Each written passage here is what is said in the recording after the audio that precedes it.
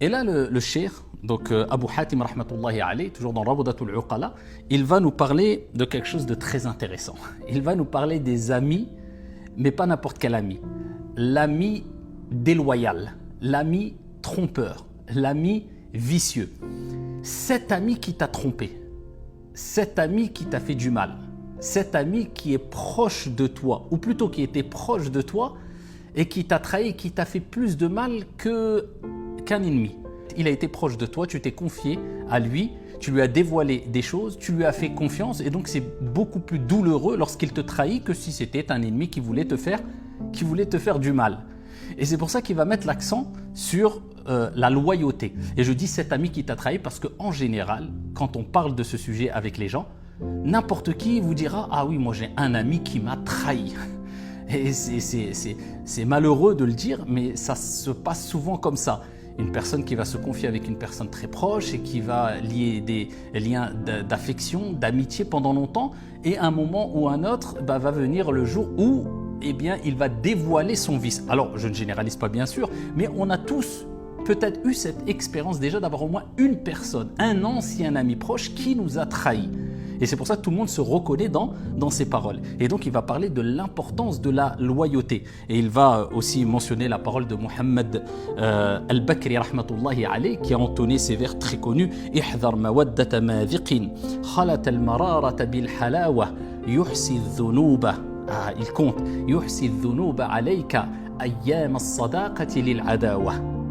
Ces paroles de Mohammed al-Bakri rahmatullahi alayh lorsqu'il dit méfie-toi, prends garde de l'amitié, de l'affection avec le trompeur.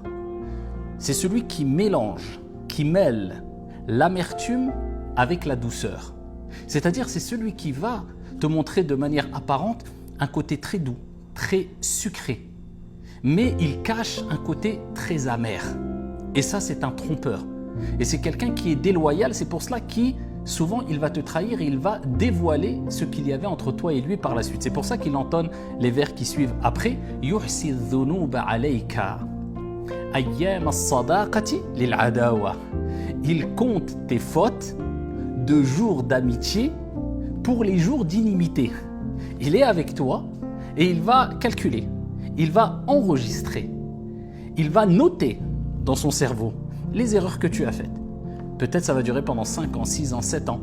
Et quand Allah va le dévoiler son vice, eh bien c'est quand il va dévoiler quelque part, il va mentionner tes erreurs le jour où vous allez vous prendre la tête, le jour où il va y avoir une querelle.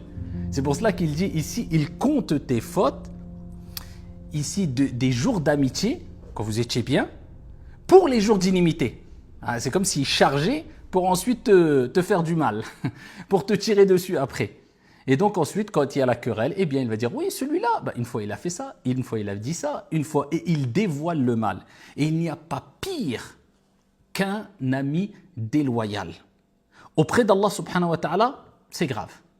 Et pour toi, ça a des conséquences catastrophiques. Et c'est pour ça que beaucoup sont déçus. Et ici, cela les pousse quelquefois à éviter d'avoir trop de liens intimes avec les gens parce qu'ils ont eu des mauvaises expériences. Alors, il ne faut pas généraliser les mauvaises expériences et les attribuer à toute personne qu'on va côtoyer en disant je vais vivre la même mauvaise expérience avec lui. Mais en tout cas, il commence ses vers en disant « Ihdhar », méfie-toi. Donc, vous voyez, on est toujours dans cette prudence, cette précaution. C'est pour ça qu'Ali bin Abi Talib, rahmatullahi alayhi, radiyallahu anhu, il disait traduction du sens, lorsque tu aimes, aime avec mesure. Peut-être que la personne que tu aimes sera un jour ton ennemi. Et lorsque tu détestes, déteste avec mesure. Peut-être que la personne que tu détestes, un jour sera ton ami. Vous voyez, il faut toujours garder une position de juste milieu. Je ne m'ouvre pas trop, je ne ferme pas aussi trop la bonne relation que je dois avoir avec, ou je ne me prive pas d'une bonne relation aussi avec autrui.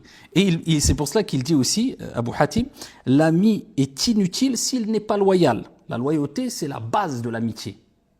Il n'est pas utile s'il n'est pas loyal. Tout comme la connaissance de la religion est inutile sans wara', scrupule religieux. Quelqu'un qui a de la connaissance, mais qui n'agit jamais avec scrupule religieux, avec crainte d'Allah subhanahu wa ta'ala. Parce qu'il y a al-fatwa, il y a al-taqwa. C'est toujours, je me limite à c'est halal ou c'est haram. Il n'y a pas ce côté scrupule religieux, je veux faire le mieux. Eh bien, il compare le fait d'avoir de la science sans scrupule religieux au fait d'avoir un ami qui n'a pas de loyauté. Il dit rien n'est plus défavorable que le fait de témoigner de l'affection à une personne dépourvue de loyauté ou de faire le bien à un ingrat.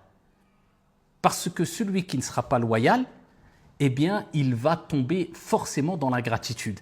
Et le fait de voir des gens ou d'avoir des gens qui ont des comportements ingrats envers vous, eh bien, ça nous habitue aussi à se détacher de la satisfaction des gens et de chercher toujours la satisfaction de notre Seigneur Tabaraka wa Ta'ala. Alors, ça ne veut pas dire que les gens ne doivent pas être reconnaissants, abadan.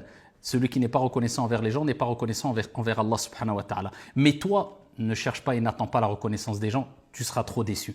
Donc toujours cette relation de prudence avec les gens, sans rentrer dans le wasawis, dans la parano, mais sache qu'il y aura des gens qui vont te trahir, ainsi va la vie, soit parmi les gens à qui on cause du tort, c'est mieux pour toi que d'être parmi ceux qui causent du tort à autrui.